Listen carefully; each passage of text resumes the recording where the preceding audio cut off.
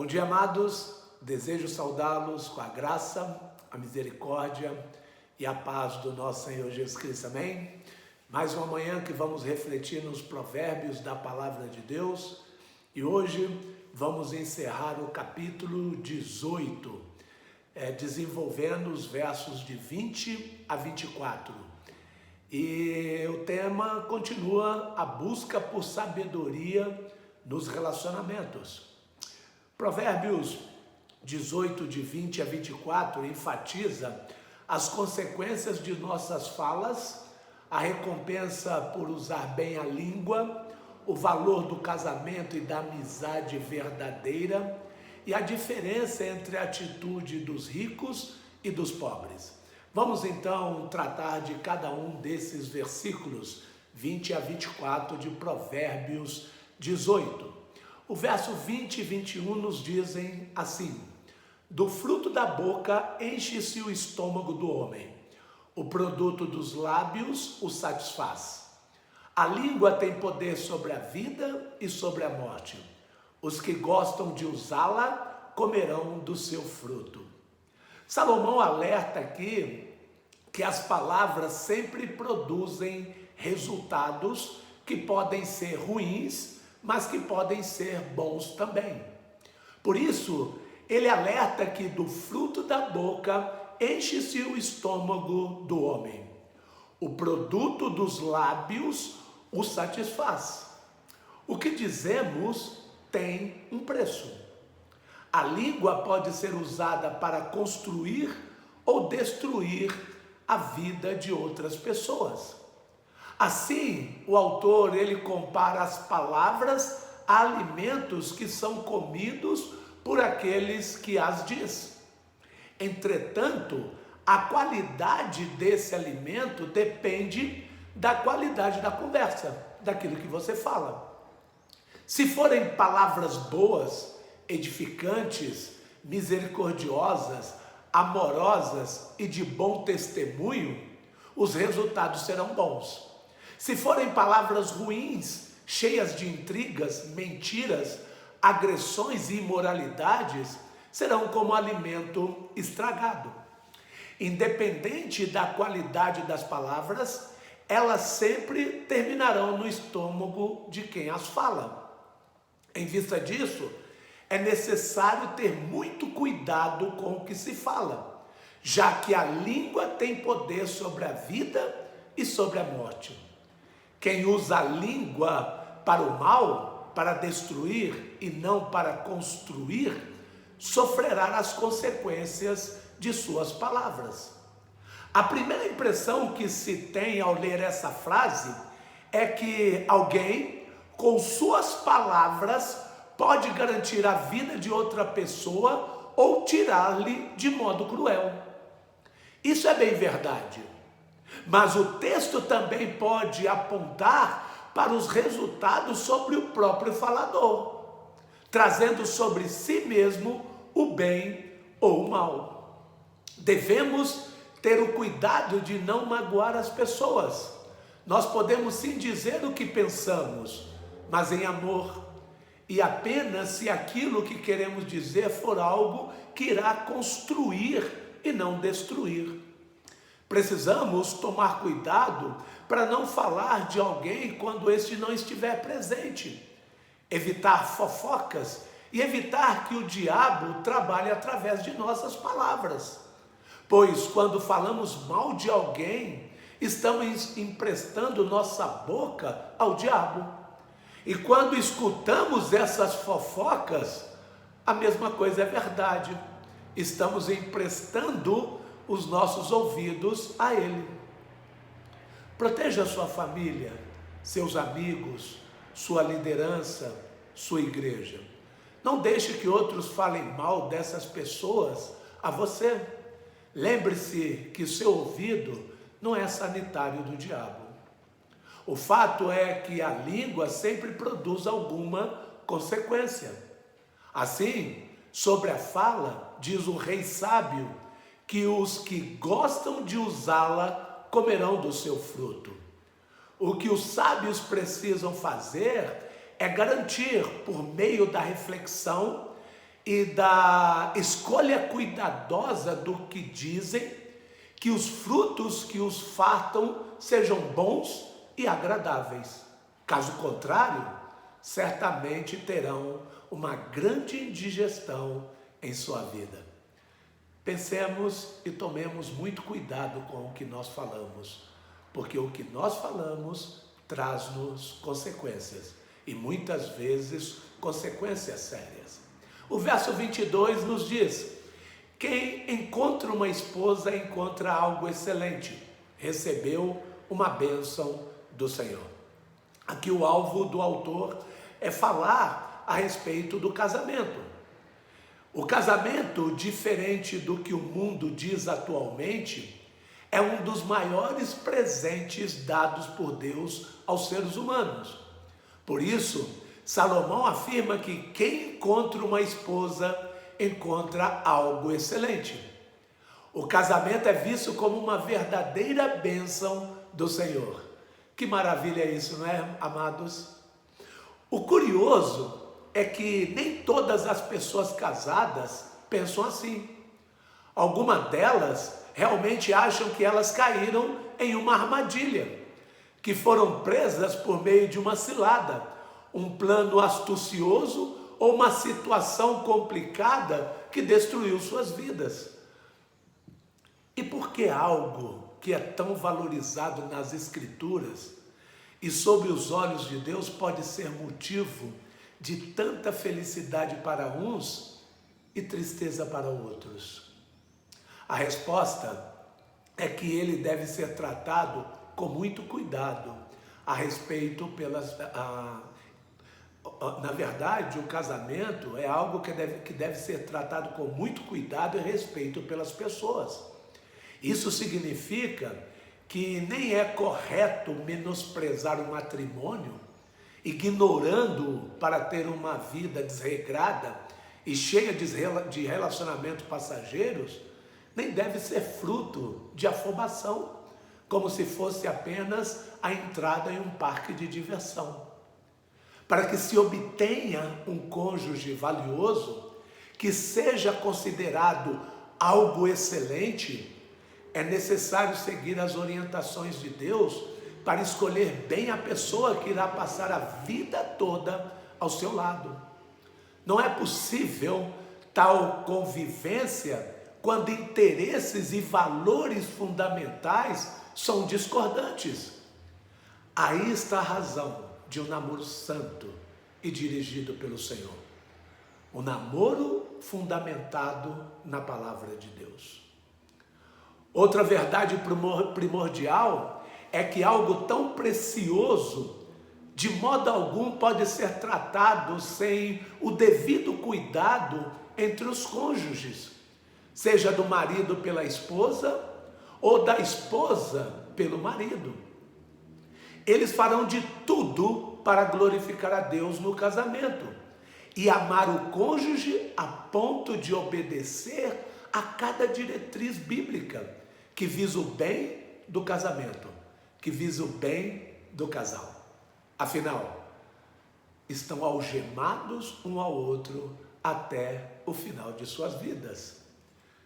Estão em uma aliança perpétua, até que o Senhor nos tire daqui ou nos leve para junto dele. Provérbios 23 diz: o pobre implora misericórdia, mas o rico responde com aspereza. No início da década de 1980, tinha um programa humorístico que Paulo Gracindo e Brandão Filho protagonizavam, o primo rico e o primo pobre. Não sei se você se lembra, mas é algo que me deixava muito satisfeito e me fazia muito rir com esses protagonistas. A postura deles era notavelmente distinta. O pobre falava com cautela, mascarava suas intenções, ria das piadas sem graça do primo e tinha um ar suplicante. Frequentemente segurava seu chapéu nas mãos, em sinal de humildade, e relevava as risadas debochadas do primo rico. O rico, por sua vez, vestindo roupões de luxo e sempre com um charuto na mão ou com taças de caras bebidas, tratava o primo com desprezo pela sua condição. Nem sequer lhe servia um prato de comida. Infelizmente, é verdade aquilo que dizem: a vida imita a arte. Infelizmente, essa comédia se repete todos os dias ao redor do mundo, sem que haja motivo nenhum de risos. Provérbios 18, 23 fala sobre a diferença de tratamento e de linguagem entre pessoas ricas e pessoas pobres, afirmando que o pobre implora e o rico responde com dureza. O versículo destaca a injustiça social e a falta de empatia que podem surgir da diferença de poder aquisitivo, onde quem tem mais poder econômico muitas vezes age com aspereza e desrespeito. Salomão faz duas observações, uma a respeito dos pobres e outra dos ricos, dizendo que o pobre implora misericórdia, mas o rico responde com aspereza. Não é uma observação ampla, mas enfoca na questão de tratamentos baseados nos bens e nas necessidades. E de modo sucinto, termina definindo que a necessidade guia as ações das pessoas. Como o pobre tem mais necessidades a serem supridas por outras pessoas, ele acaba assumindo uma postura humilde que não ofenda seus provedores, para que não lhe cortem os benefícios. Quanto ao rico, ele, de modo duplamente tolo, não se sente necessitado de nada, já que confia nos seus bens, e por isso não se importa em tratar os outros com dureza e desprezo. As lições são dirigidas a ambos, pobres e ricos.